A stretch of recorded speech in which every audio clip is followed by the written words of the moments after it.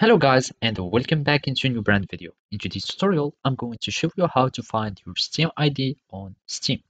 So make sure you watch the video to the end and follow these simple steps. So first, we need just to open our Steam app, and from here, we need just to go to our profile. To do so, you will need just to click here on Manage Accounts or your username.